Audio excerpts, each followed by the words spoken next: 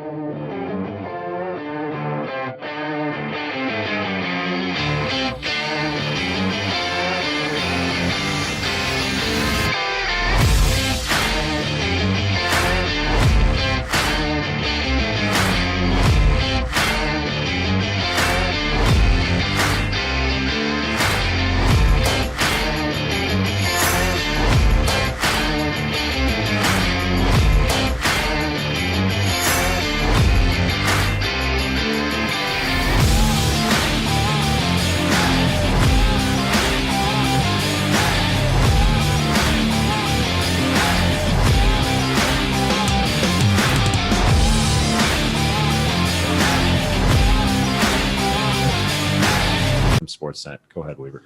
Evening, Blake. How would you describe the impact Pierre-Luc Dubois made with your team tonight? Yeah, I mean, it was evident. He's a very, very powerful man. You know what I mean? you see him, without his uniform on and just in his shorts and t-shirt. I mean, he's a young man, but in an adult body. You know what I mean? He's just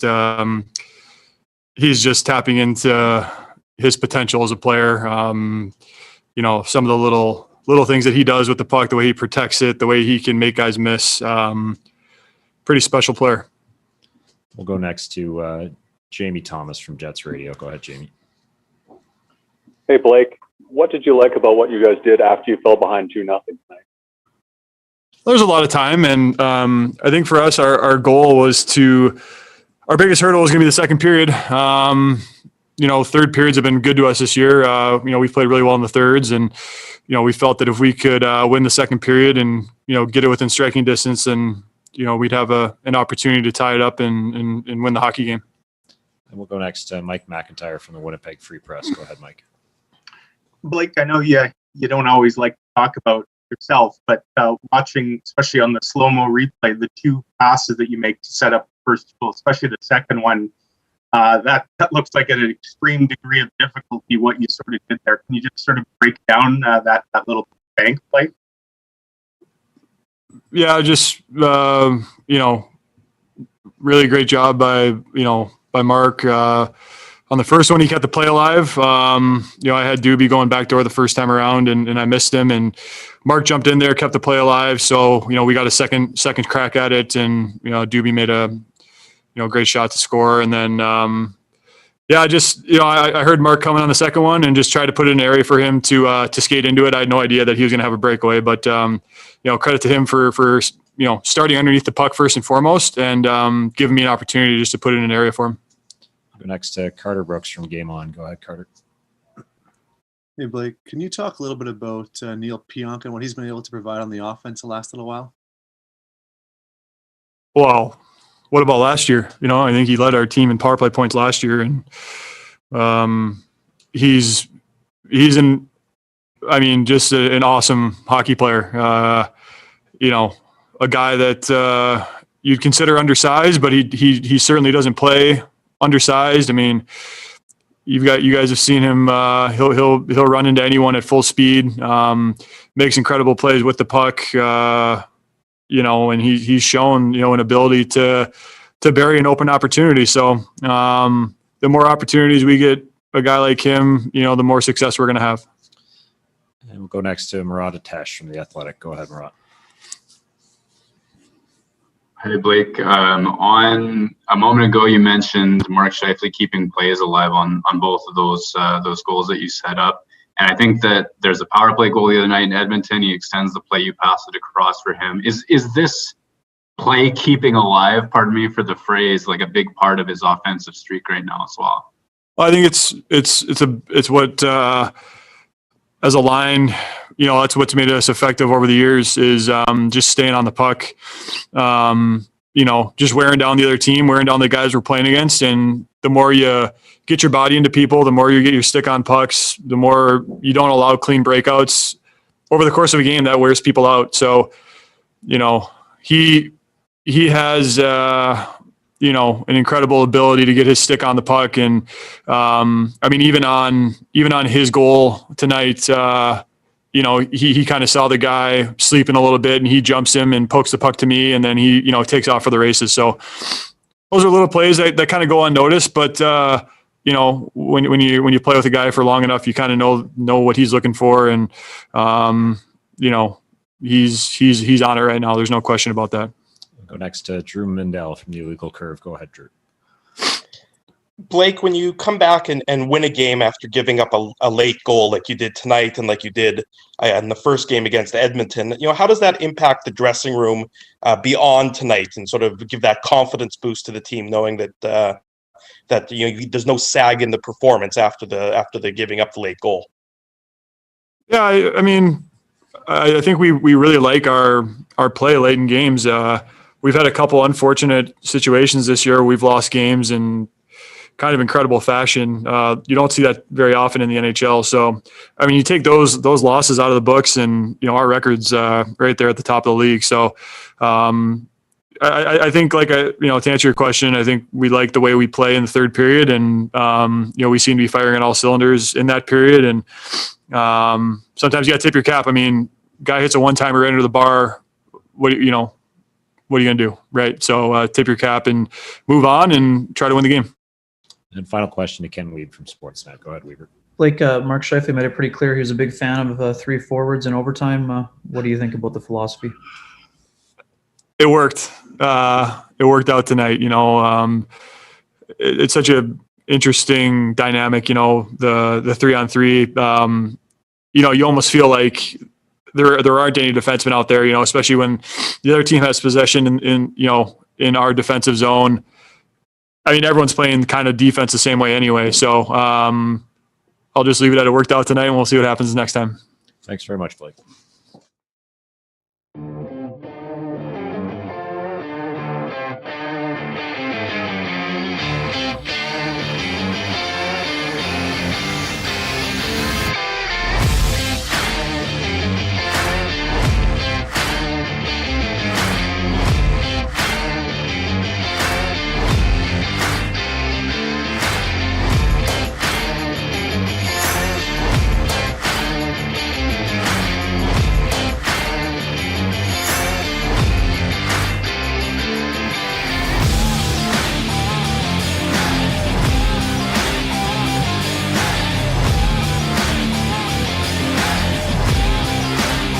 Have that type of impact in your return tonight?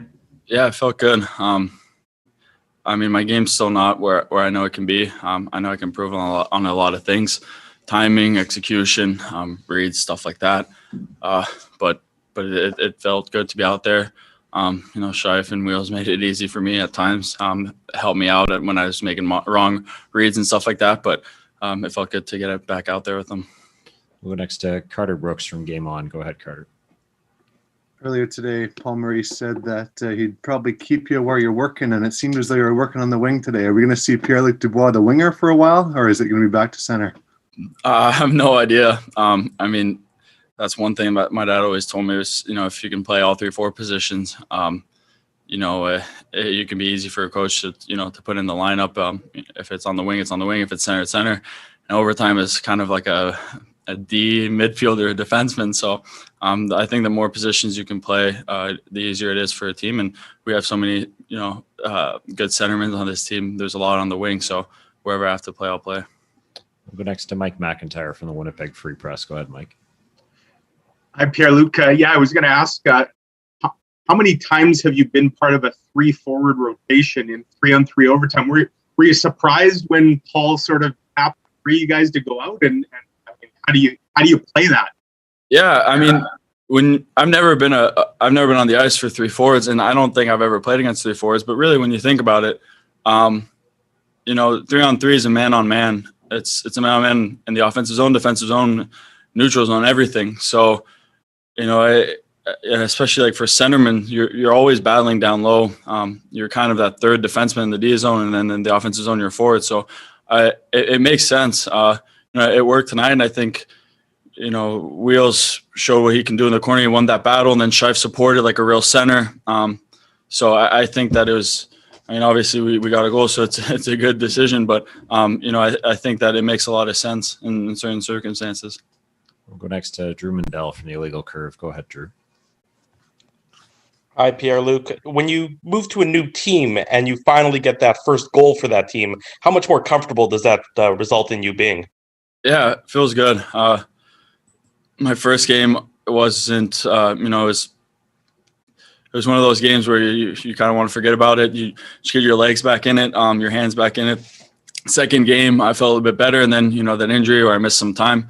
So tonight to finally get out there and play, and then get that nice pass from Wheels and just score, it felt good. It kind of felt like a weight off my shoulder, and then the rest of the game to keep applying that pressure and keep getting better. Go next to Murat Atesh from The Athletic. Go ahead, Murat. And just building from that, I mean, the OT goal itself is kind of a highlight reel way to cap things off. By then, with the hesitation play on that one-on-one, is that just you feeling it because the game's gone well so far, or what were you seeing on that goal? Yeah, well, it started with a nice battle in the corner from Wheels, separate the man from the puck, and then Scheif, nice support. And then when he passed it to me, I kind of heard 3-on-2.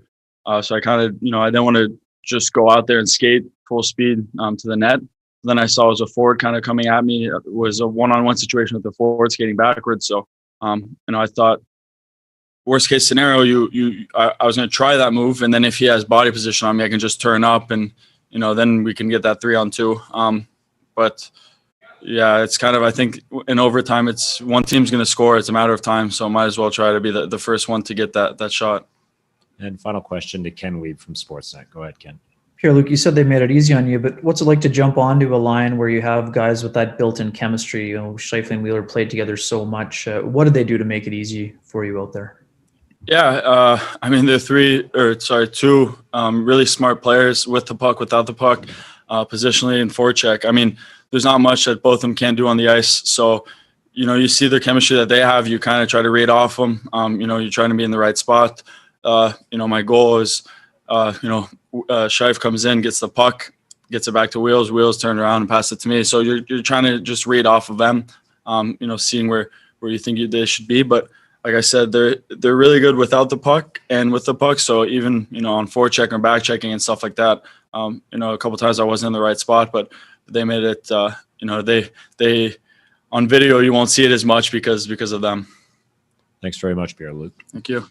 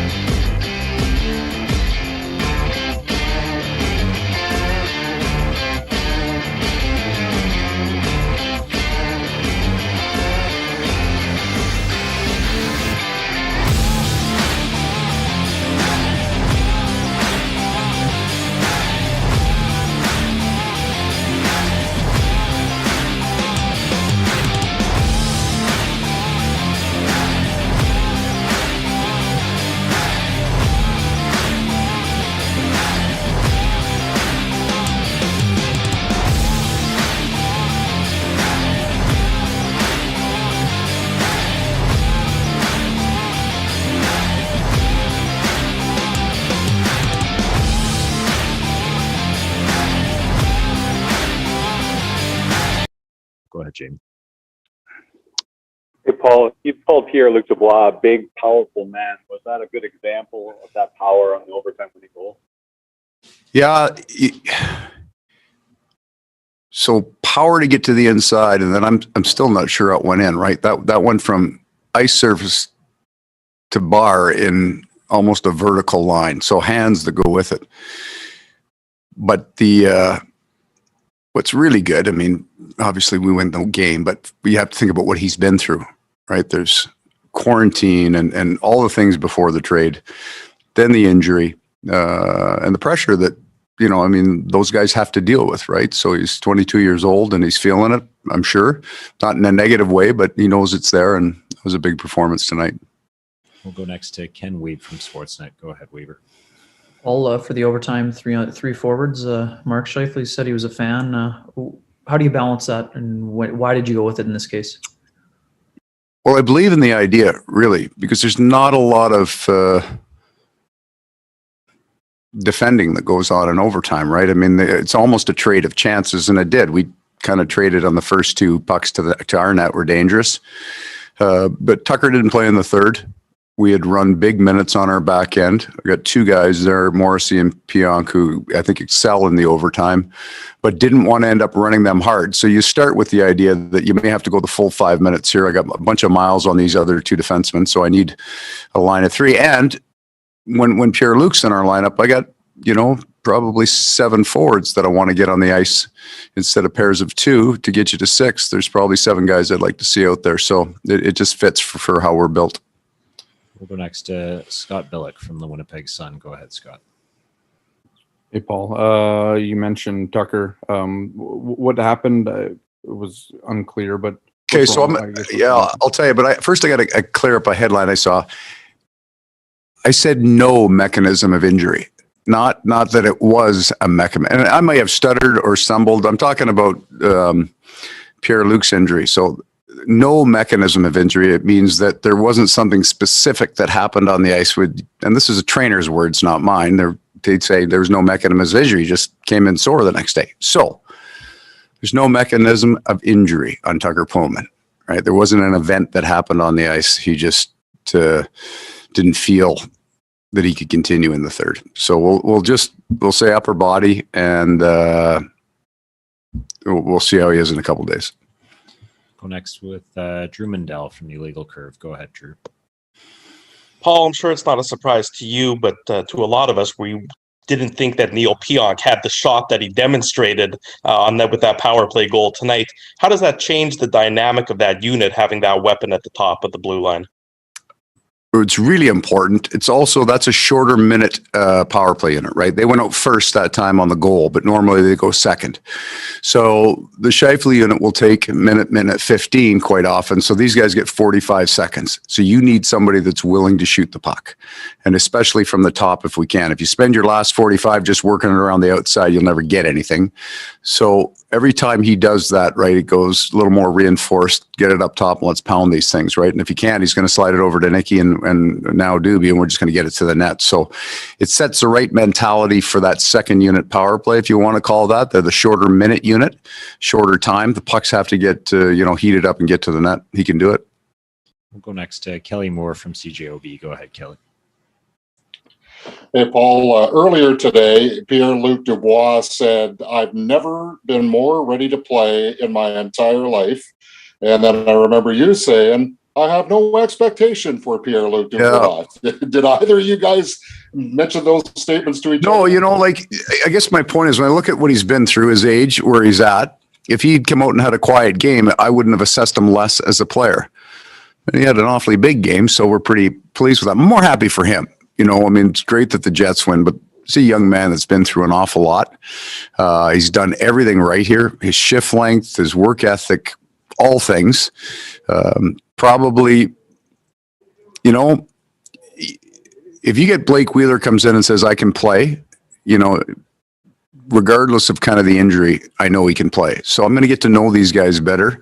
Pierre-Luc now says he's ready to play. He's going to be ready to play. I won't hold him out. We'll go next to Murat Atesh from The Athletic. Go ahead, Murat. Hi, Paul. Just on the note of Blake Wheeler, a couple of real nice primary assists and a bit of a strong run of play here. So what can you say about him right now? Really good. The expectation would be that his game is strong and solid. I think, I guess that's what I expect every time he comes to the rink. I know that's what he expects of himself, and he's delivered that for us. So it didn't surprise me. And final question to Ken Weeb from Sportsnet. Go ahead, Weaver. Paul, you made it clear that Pierre-Luc is a long-term centerman for you, but what's it like to have that in your back pocket, knowing it worked at least once? Right. Go to it again. Yeah, and I think they've got a lot more, right? So you look at the play in the first period where Mark tried to go back through the seam to Pierre-Luc, and there'll come a point in time where they stop trying to keep him happy and they'll just play. Once the three of them get to know each other a little bit, they'll just play. They'll shoot the pucks they're supposed to shoot, pass the ones they're supposed to pass. All of them are exceptional passers, right? But we can't turn that line but they had a couple of shifts tonight where they hung onto the puck in the offensive zone And I think they're going to be able to do that at speed. So I don't have him as a long-term winger, but it's a good way to introduce a guy into your systems, into everything, and he helps you win while it's going on. He's got 2 veteran guys that he's playing with. He's still a young man. So I liked it tonight. The next phase will probably be he gets flipped in and out. So it won't be that he permanently goes to another line as long as it's working well. But I might flip him and Stas out a little bit just for them to get, he's a centerman, and we need him to be a centerman going forward, but certainly liked it tonight. Thanks very much, Coach. Okay, guys.